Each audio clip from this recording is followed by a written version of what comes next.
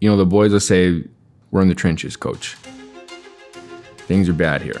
There's, drugs are never going away. People never stop doing drugs. People aren't going to stop drinking. This is the way it is. This will always be this way. It's just how it is. It's part of it. And so you ask, how does that play into things? How does it affect them? And really, it speaks to their resiliency. Because the reality is there are days when they come in and there's days where we can't even practice because the cloud of hopelessness and depression and all those things are so heavy that it takes away. But there's also days when the kids show an uncanny resilience that, this is their day-to-day life. They don't one day it's great, one day it's bad. It's pretty well the situation's the situation. It's up to them to overcome it. And again, that's why you have that resiliency.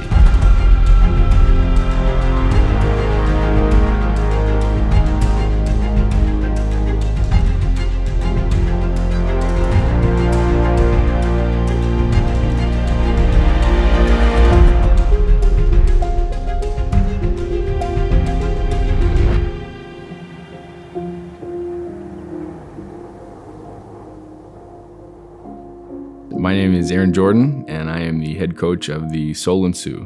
One of the most important things as a coach to do is to remember that winning basketball games or football games or whatever it is that's not the objective of high school sports. The objective is life lessons, building character, making memories, making friends, building relationships, and winning comes secondary to that. And I think on the reservation, that has to be even more than anywhere else, very much so. The number one focus, because Coach Lyle, he said this is therapy. He said every day, boys, he said life's hard. He said life's hard for me and Coach. We go through things, we all have different struggles, but man, life's hard for everybody. And when we come in here, this is our time as a family to just say, when we walk through these doors, this is our time. It's our time to heal. It's our time to forget about things. It's our time to just run and be together and grow and be a family. And so we put value on it, we give them value in it, and we encourage them in it, and we help them make it their own, and it matters. And I know that's a little bit of a tangent, but you said, what challenge did they face? The challenge is that when they walked off the court that day, I know that some of them went home and that joy was left at the court. They went home and they went home to an abusive situation, an unsafe situation, a situation where they feel unloved or unwelcome or unwanted. And that's hard. That's hard for anybody, but certainly it's hard for a young teenager. One of the guys had come out of the shower and he just had his shorts on, and I noticed on his kind of his chest, he's got like a wound. Bro, what is this? What happened?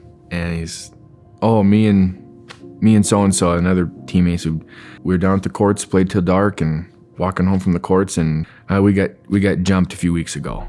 And I'm kind of just dumbfounded. It's like other boys from school, like kids from Standing Rock. Kids that are like, what's going on? No, like men. And he said, well, he knocked the first guy out, and I was swinging with the other guy, and there's a third guy, and he had a stick or a knife or something. And he came in, and he got me, and so we took off. And I was like, did you go to the hospital? He said, no. Did you tell anybody? No, we'll get him later. So what do you mean we'll get him later? So next time we'll just win the fight. I was just flabbergasted. And this kid's defending himself against grown men who are fighting not just to fight, but to hurt. And I think that in and of itself, that story is not so much as shocking to me. Violence happens everywhere. People get jumped, people fight. But his reaction to it is really what threw me off, is that wasn't out of the norm. He didn't tell nobody. It wasn't extraordinary enough to be worthy of mention. It happens so frequently. It's something that they're so accustomed to that they didn't think twice about it.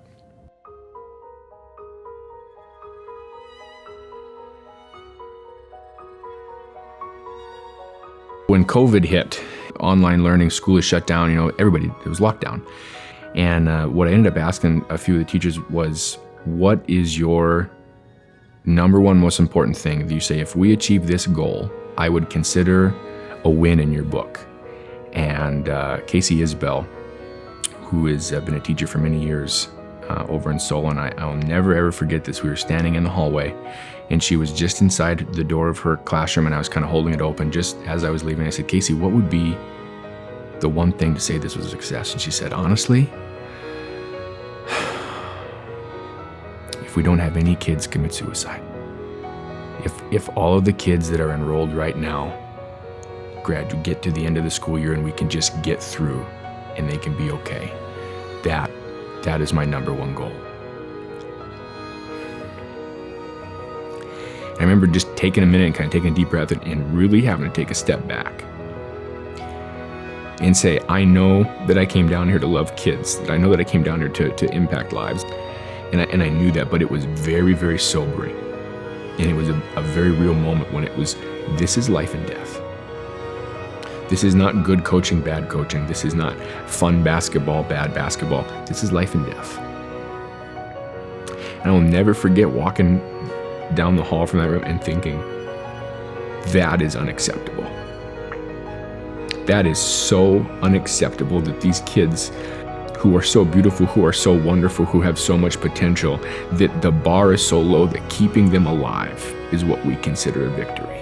God, I love you. I missed you so much. And that's really what started it. That's what started everything, of saying there's more to be done here, and there's more we can do, and there's more that we will do. And that's what started it.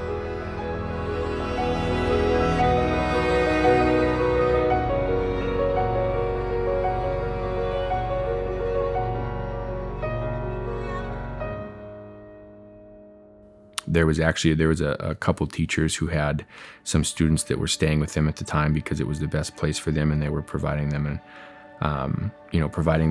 a place of stability and support. And Cassandra and I talked, and I said, if that's ever something that we develop a relationship, or to the point where a kid needs to be here, no matter how long they stay here, no matter if they're adopted, if they live, that any kid that comes into our house, that we will love them like they're our own child. From the time I was in high school, and you kind of talk about, oh, you're gonna get married, whatever. I mean, I knew that I wanted children. I knew I wanted a family, and I knew that adoption would always be something that at some point in my life I would be a part of, just because of my own story. I wasn't necessarily adopted, but my stepdad adopted me, and he loved me as if I was his own, and I never questioned that, not once. And it had a profound impact on my life. And so when it happened, it just, there was just no question. We just knew it was right.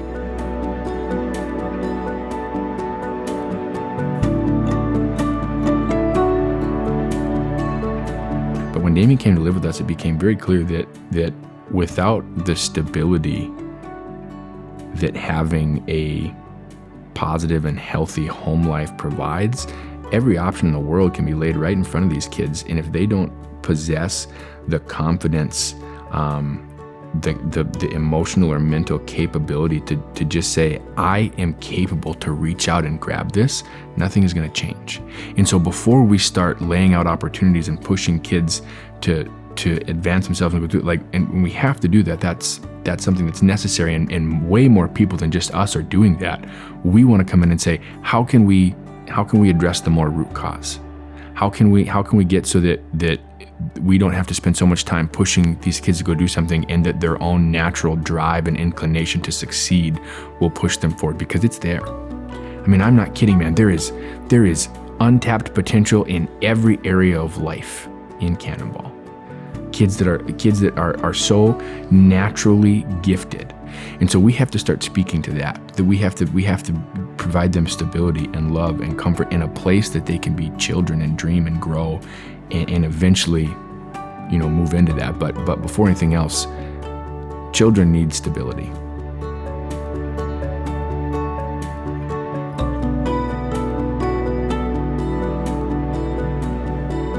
How do we achieve stability? Well, number one, it's meeting practical needs. A safe place to sleep. a place that is your own. Most of these kids, they go place to place. They're with grandma, then they're with an auntie, then they're back with mom, and then the situation changes so rapidly that there's just not a lot of stability. And one of the things that leads to is kind of gaps in education. So you have kids that are on my basketball team who are 16, 17 years old and who are really quite intelligent. Like very intelligent, wildly intelligent, in fact, and who is being held up from graduating because of his English. He's got good grades and everything else, who is really well prepared and educated everywhere else, but because he had that one deficiency, it holds him back. Now that kid drops out because he's got 4 failed English credits and says, hey, I got to go back to school and do English 4 times in a row. I just go back to Cannonball. So we have a lot of kids who really make it right to the end and then give up. How do we encourage them and support them and put them in a position where they don't default to the giving up, to where the default decision is to choose to continue to go and go and go and go? First things first, we would secure a piece of property that was expansive enough to accommodate our future growth, which, we have plans for what Opportunity Academy is for the kids, but bringing stability is more than just what it is right now. I mean, we have a long-term plan for additional ministries, drug rehab, family counseling.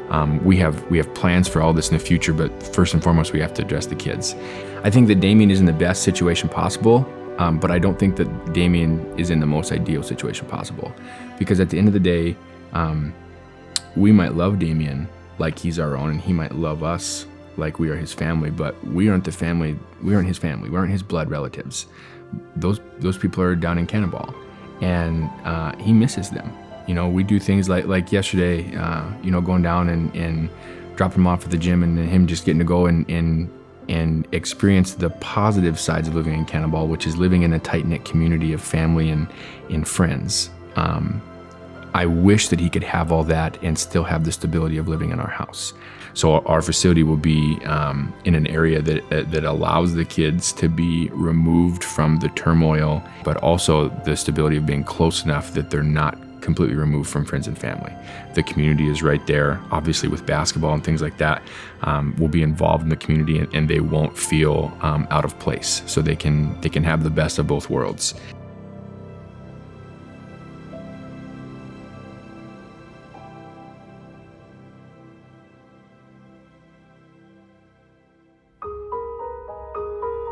There has been so much injustice done, not only in Cannonball, but in Standing Rock and to the Native American community, to the Native American people. So much injustice, so much real life consequences because of that injustice that I'm seeing in the faces of these kids.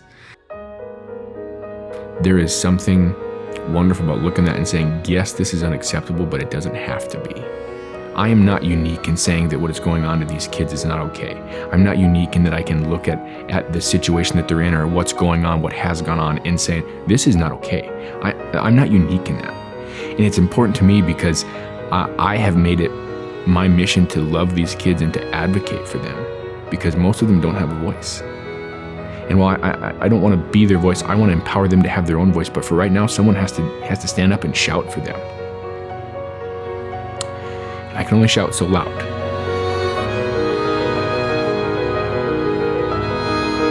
I've never once wanted to give up on the kids, but there are days when you get overwhelmed by the scope of things. How can I help this kid when there's all these things going on? What can I do? How can I? And there are days when it feels so overwhelming that it's like, is what I'm even doing making a difference? But at the end of the day, what's a life worth? What's a life worth? What cost am I willing to pay for the life of a human being? And to take that even further, not even just a human being, a completely innocent human being, a child who has had no say in what their life has been, how they're raised, where they came from, what their day-to-day life looks like, and that is so bad that they don't want to be alive anymore. What's that life worth? More than anything I have. Way more than anything I'll ever have. So is it worth it? It'll always be worth it. It'll always be worth it because the kids will always matter. And